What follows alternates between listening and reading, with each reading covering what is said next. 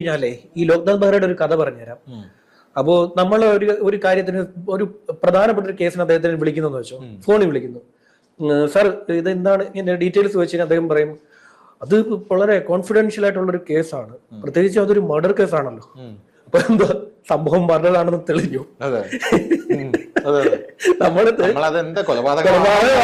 ആത്മഹത്യയാണോ എന്നൊക്കെ അറിയാൻ വേണ്ടിയിട്ടാണ് വിളിക്കുന്നത്. ഇവിടുത്തെ ഒരു പ്രമുഖ സംഭവത്തിലേ ഒരു പ്രമുഖമായിട്ടുള്ള ഒരു വലിയ വിവാദമായിട്ടുള്ള കേസിൽ അദ്ദേഹത്തെ വിളിച്ചപ്പോൾ അദ്ദേഹത്തിന് മറുപടി കോൺഫിഡൻഷ്യൽ ആയി കിടക്കുന്ന ഒരു കേസാണ്, നമുക്കത് സംസാരിക്കാൻ പറ്റില്ലെന്ന്. പിന്നെ പ്രത്യേകിച്ച് ഒരു മർഡർ കേസാണല്ലോ, അപ്പൊ പറയാൻ പറ്റില്ല. പിന്നെ യുവതിയുടെ പേര് നമ്മൾ കൊടുക്കരുത് കേട്ടോ, അതൊരു റേപ്പും കൂടാണ്. റേപ്പാണ്, കൊലപാതകമാണ്. പിന്നെ അപ്പൊ തന്നെ നമ്മള് ഫ്ലാഷ് അടിക്കുമല്ലോ, കൊലപാതകം ഒന്ന് പോലീസ്.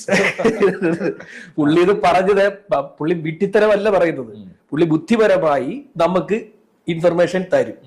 അപ്പൊ എന്താ ചെയ്യും, നമ്മൾ പുള്ളിയോട് കമ്മിറ്റഡ് ആയിരിക്കും, നമ്മളൊരു കമ്മിറ്റ്മെന്റ് പുള്ളിയോട് കാണിക്കുക. അങ്ങനെയാണ് പുള്ളി ഇവിടുത്തെ മീഡിയ പേഴ്സൺസിനെ മൊത്തം കയ്യിലെടുത്തിരുന്നത്. പുള്ളിക്കെതിരെ ഒരു വാർത്തയും വരത്തില്ലായിരുന്നല്ലോ. ഈ DGP സ്ഥാനം കഴിഞ്ഞ് വിരമിച്ച് അദ്ദേഹം പോയി കഴിഞ്ഞ ശേഷമാണ് അദ്ദേഹത്തിനെതിരെ ഇവിടെ വാർത്ത വന്നിട്ടുള്ളൂ. അദ്ദേഹം ഇരിക്കുന്ന സമയത്ത് അദ്ദേഹത്തിനെതിരെ ഒരു വാർത്തയും ഇവിടെ കാര്യമായി കൈകാര്യം ചെയ്തിട്ടില്ല. അങ്ങനെ കൈകാര്യം ചെയ്യണമെങ്കിൽ ആദ്യമാണ് ഏതാണ് അമീറുൽ ഇസ്ലാമിന്റെ കേസൊക്കെ എടുത്ത് പോസ്റ്റ്മോർട്ടം ചെയ്തതിനടുത്തോട് മീഡിയ. കാര്യം നടക്കുന്ന എന്താണ്, നടക്കുന്ന തെളിവ് ഉണ്ടാക്കിക്കൊണ്ടിരിക്കുക, അവിടെ ക്രിയേറ്റ് ചെയ്ത തെളിവ് ഒരു സൈഡിൽ.